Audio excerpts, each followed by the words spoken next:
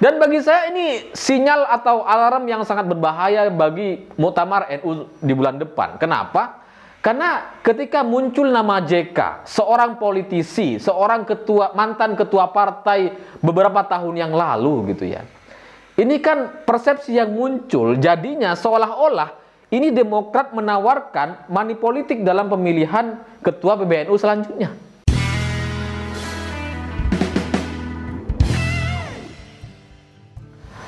Selamat malam para mantan, selamat malam untuk semua mantan-mantan kalian yang sudah tahu orang tuanya lagi sakit tapi dia masih sibuk ngegosip. Bagi saya itu sama seperti Partai Demokrat hari ini yang sudah tahu Pak SBY lagi sakit, lagi berobat di luar negeri, tapi kadernya, elit-elit partainya masih sibuk bikin isu dan propaganda. Saya sebagai pakar mantan sebenarnya selama ini sudah menahan diri untuk tidak membahas soal Demokrat dan SBY. Ya karena kasihan gitu, nggak enak. Ya masa orang sakit kita ketawain? Kalau tambah sakit gimana? Jadi ya saya tungguin lah Pak SBY pulang ke Indonesia dulu, baru kita ketawain lagi, baru kita ledekin lagi. Tapi kali ini ada namanya elit Partai Demokrat Syahrial Nasution. Bagi saya itu sudah melampaui batas, keterlaluan sekali. Karena Syahrial Nasution mengusulkan agar Pak JK menjadi ketua PBNU selanjutnya. Ini tuh brengsek banget gitu ya. Ya katakanlah Pak JK itu juru damai antara dalam dan luar negeri. Pak JK ini lihai dalam bisnis dan ekonomi. Pak JK juga adalah tokoh bangsa, tokoh dari Indonesia Timur dan sebagainya. Tapi untuk menjadi ketua PBNU, ini kan level yang berbeda gitu. Jadi kalau Demokrat mengusulkan Pak JK sebagai ketua PBNU, itu ibarat kepala tukang disuruh jadi arsitek. Ya nggak nyambung gitu ya. Ya kepala tukang itu ya paham soal pondasi, paham soal semen, besi, susunan bata dan sebagainya. Tapi disuruh ngedesain belum tentu bisa. Nah itu Pak JK. Dan kalaupun bisa bahaya gitu ya. Misalkan Pak JK paham soal bisnis dan ekonomi, lalu kemudian menjadikan PBNU sebagai komunitas bisnis dan ekonomi. Ya kan rusak tatanannya jadinya. Selain itu, ini usulan-usulan kayak gini tuh merendahkan sekali bagi PBNU atau keluarga NU. Karena seolah-olah di internal NU itu sudah nggak ada yang bisa menjadi ketua. Sehingga kemudian diusulkanlah pihak luar, diusulkanlah Pak JK. Ini kan menjengkelkan sekali gitu. Dan saya maklum kalau kemudian PKB, JP Ansor atau keluarga NU lalu kemudian protes kompak mengatakan bahwa Pak JK lebih pantas menjadi ketua umum Partai Demokrat. Cocok gitu karena saya juga baru kepikiran gitu. Iya juga, ini ide brilian ini. Karena kebetulan Demokrat lagi terjadi dualisme atau konflik internal antara kubu Muldoko dengan kubu AHY. Ya memang mereka butuh sekali juru damai. Seperti Pak JK yang sangat ahli sekali. Dan kenapa ini menjengkelkan? Karena sebenarnya di kalangan NU sendiri itu kan kita lagi membahas dan memikirkan antara dua sosok calon ketua PBNU, yaitu Kiai Said Akil Sirot dan kemudian kedua Kiai Yahya Khalil Stakuf. Nah, ketika kita lagi kontemplasi, lagi memikirkan, merenung, tiba-tiba ada orang ngasih usulan dari pihak luar.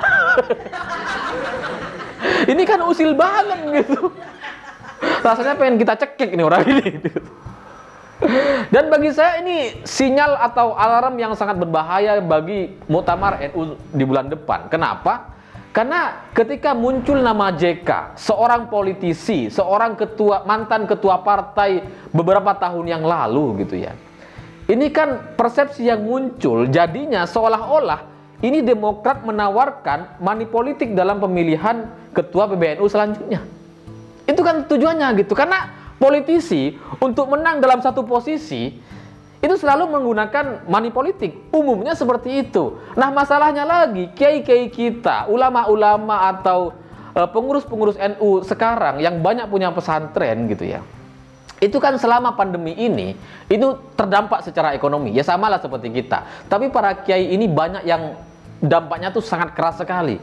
Karena mayoritas dari mereka ini kan usahanya soal travel umroh dan haji. Sementara di tengah pandemi seperti sekarang, itu mereka nggak ada sama sekali pemberangkatan gitu. Nah, di tengah kondisi ekonomi yang sedang buruk-buruknya, kemudian diberikan harapan palsu soal politisi untuk menjadi ketua PBNU. Ini kan brengsek banget dan mengganggu sekali gitu. Karena kalau sampai terjadi money politik, katakanlah Pak JK nantinya ini kan tujuannya bukan itu, bukan benar-benar memajukan Pak JK sebagai ketua, enggak. Ini seperti sebuah penawaran aja gitu.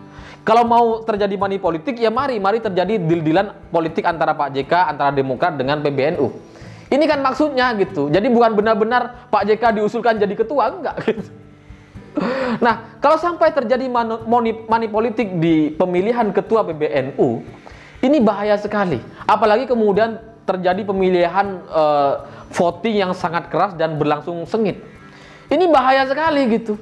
Karena kita sudah bisa belajar lah dari sekian banyak pemilihan, mulai dari kepala desa, bupati, wali kota, gubernur, sampai pilpres sekalipun, itu kan terjadi kubu-kubuan gitu. Nah, ini selesainya lama sekali. Lama, bahkan sampai Prabowo masuk ke dalam jajaran kabinet Pak Jokowi pun, itu pendukungnya masih banyak yang betah di luar dengan segala fitnah dan isu-isunya gitu.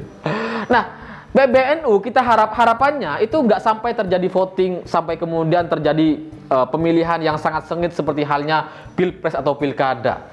Karena seperti muktamar sebelumnya, ketika memajukan seorang Said Akil Sirot terpilih sebagai ketua umum PBNU gitu ya, itu kan terpilihnya tanpa voting. Mari kita ingat dulu gitu. Jadi di PBNU ini untuk menjadi ketua itu kan dicalonkan dari orang-orang yang punya hak suara seperti PWNU atau PCNU. Nah, bagi mereka satu nama yang memiliki lebih dari 99 suara itu boleh dimajukan atau boleh dipilih menjadi ketua PBNU sesuai dengan restu Rois Am PBNU.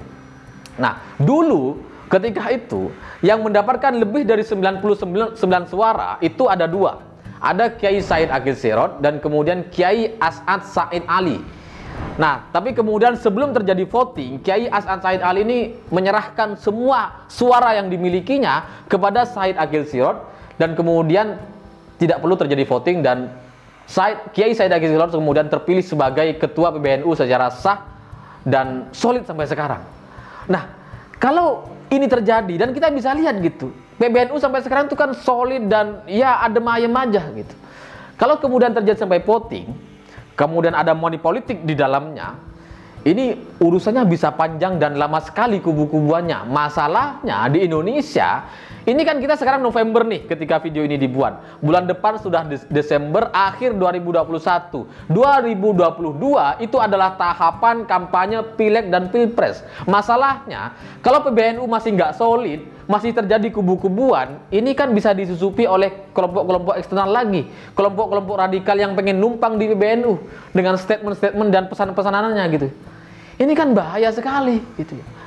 Masalahnya lagi, kalau kemudian PBNU-nya nggak solid, lalu kemudian kita mengadakan kampanye Pilpres dan Pileg, ini kan membuka ruang pintu bagi politik-politik identitas untuk dimanfaatkan oleh partai-partai yang selama ini memang mainnya politik identitas. Seperti katakanlah, nggak boleh lah saya sebutkan. Nanti panjang urusannya. Jadi saya bukan warga NU, bukan pengurus NU gitu, belum pernah berkecimpung dalam NU, tapi saya pernah santri 6 tahun dan merasa cukup tahu untuk kalangan-kalangan NU gitu. Sebenarnya harapan saya agar pemilihan di bulan depan ini tidak perlu melibatkan pihak eksternal, pihak partai atau kemudian pemerintah atau penguasa, juga tidak perlu melibatkan money politik dan kalau bisa tidak perlu sampai voting. Supaya apa? Supaya ini tidak terjadi kubu-kubuan dan kita solid selamanya sampai muktamar selanjutnya gitu ya. Karena bagi saya di NU ini ya nggak perlu voting. Karena ya ini kan isinya ulama, kiai, santri, orang-orang yang alim ulama berpendidikan tinggi gitu. Ngapain kita voting? Voting ini kan urusan terakhir, pilihan terakhir kalau kita tidak bisa musyawarah mufakat. Itu baru kita voting gitu. Selain itu, dalam sistem voting itu kan selalu menghasilkan oposisi yang terus berlanjut. Masalahnya di NU ini kan nggak perlu kita oposisi. NU tidak perlu oposisi karena lawan NU ya HTI, FPI dan kelompok-kelompok radikal lainnya. Kalau di pemerintahan misalkan ada oposisi, ada partai oposisi, ya itu wajar-wajar aja gitu, boleh-boleh aja, nggak apa-apa. Tapi di PBNU kan nggak perlu ini gitu. Kita tuh perlunya solid, melangkah bersama-sama untuk menjaga negeri ini. Itu kita perlunya. Karena bahaya sekali kalau misalkan tiba-tiba PBNU terpecah menjadi dua kubu gitu ya. Kemudian untuk menanggapi isu misalkan soal pembubaran HTI, Rizik atau penangkapan Munarman, tiba-tiba ada pernyataan yang berbeda, bertolak belakang sama sekali dan sama-sama dari NU. Itu kan gak enak banget pemerintah mau bikin kebijakan gitu, serba susah. Dan kalau kita pikir-pikir sebenarnya pemerintahan Pak Jokowi ini itu adalah hasil koalisi yang sangat solid antara PDI Perjuangan dengan PBNU yang kemudian didukung oleh partai-partai lain seperti Golkar, Nasdem, PKB, P3 dan sebagainya. Ya karena kalau kita mau lihat Pak Jokowi kader PDIP, Ma'ruf Amin Rois Am PBNU waktu itu. Jadi ini tuh koalisi PDIP dan PBNU yang direstui oleh partai-partai lain dan terbukti sangat solid sekali. Ketika FPI dibubarkan, NU mendukung. Ketika Rizik ditetapkan sebagai tersangka, Said Akil Sirot, Kiai Said Akil Sirot ini mendukung juga gitu. Dengan menunjukkan sikap yang berseberangan dengan Rizik, dengan menunjukkan status kesehatannya secara terbuka gitu. Itu yang dilakukan oleh Kiai Said. Ini kan bagus banget sudah kerjasamanya selama ini gitu. Kalau kemudian ini dipecah, disusupi oleh pihak lain, dan kita jadi nggak solid lagi, dengan kemudian terbuka kemungkinan politik identitas di Indonesia, ini kita kapan mau bekerjanya, kapan kita mau bangun bangsanya gitu. Kalau kita masih bisa dipecah belah sama kelompok-kelompok radikal ini, mestinya kita tetap solid dan kemudian semua orang yang terlibat dalam kelompok radikal atau teroris itu gitu dibersihkan semuanya secara sempurna dengan dukungan PBNU.